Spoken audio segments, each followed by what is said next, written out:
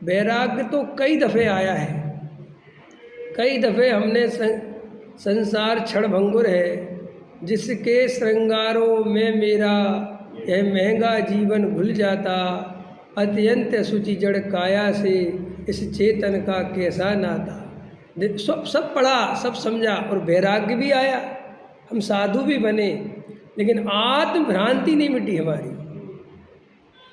हमने घर गृहस्थी छोड़ी नहीं, ऐसा नहीं, अनंत बार छोड़ी है, लेकिन हम सम्यक दृष्टि नहीं हो पाए, सम्यक दर्शन प्राप्त नहीं कर पाए, आत्मा का अनुभव नहीं कर पाए। तो आचार्य कहते हैं, सावधान करते हैं कि तुम इस जन्म में, इस पर्याय में तुम ज़्यादा बाहर में दिमाग मत लगाना कि हम दीक्षा कब लेंगे, हम त्याग व्रत कब लेंगे, व्रत कब लेंगे, नियम, ये इनमें बहुत बुद्धि लग गई अनंत बार। अभी तुम ये समझ ला कि हमारी आत्मा के संबंध में, कर्ता कर्म के संबंध में, आश्रव के संबंध में, पुण्य पाप के संबंध में, जीव अजीव के संबंध में, निमित्त उपादान के संबंध में, पर्याय द्रव्य के संबंध में हमारी क्या स्थिति है, हमारी क्या मान्यता, उस पर ध्यान दो। समझ में आया? अभी बाहर के व्यवहार में ज़्यादा सावधानी नहीं बरतो, अभी यहाँ सावधानी बरतो कि मुझे सच्चा हे उपादेय समझ में आना चाहिए।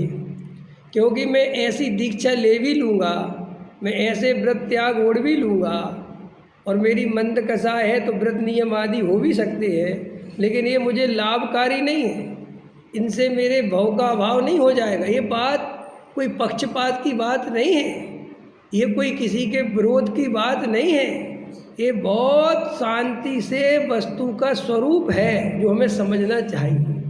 ये कोई अपने घर की लाइन नहीं है कि मुनिव्रत धार अनंत बार, ये मूल सर्वज्ञ देव की वाणी का सार है। ये जिनेन्द्र देव ने कहा है कि अपन अनंत बार मुनि बने, अनंत बार त्यागी वृत्ति ब्रह्मचारी बने हैं, अनंत बार कसा इतनी मंद हुई, इतनी मंद हुई कि अपन साधु बन गए,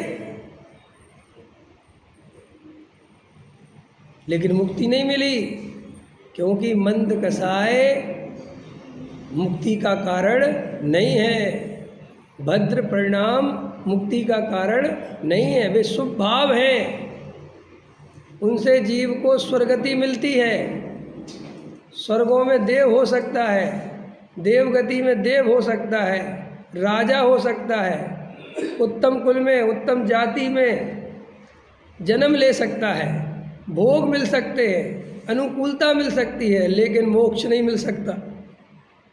इसीलिए आचार्य भगवंतों ने हमें बहुत सावधान किया कि भाई बड़ी मुश्किल से ये जो निश्चय की बात है, ये जो परमार्थ की बात है, जो आत्मा के अनुभव की बात है, एक काने पढ़ना दुर्लभ है।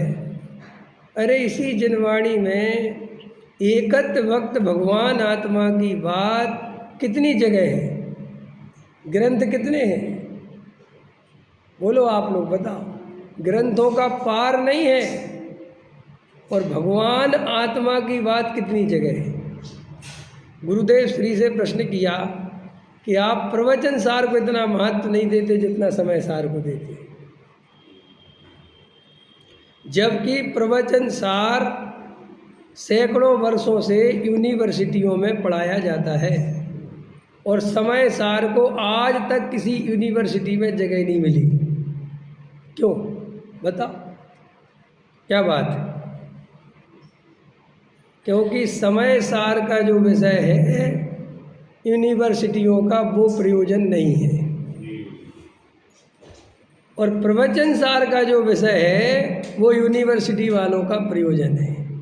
आया समझ में कि नहीं? पकड़ में आ रही बात कि नहीं? समझ में आ रही?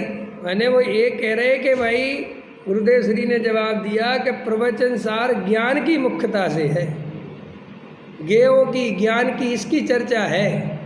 सम्यक दर्शन का विषय जो है वो समय सार में है, दृष्टि का जो विषय है वो समय सार में है।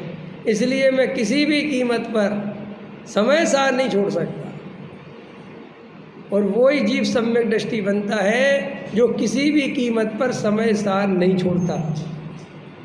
जिन जीवों को समय सार तो हमने पढ़ लिया, आत्मा की बात तो हमने समझ ली, अब थोड़ा और पढ़ लें, थोड़ा और समझ लें, थोड़ा वृत्ताधिक में चले जाएं, थोड़ा संयम भी ले आएं, वे जीव इस भाव में भी सम्यक दर्शन से चूक जाएंगे।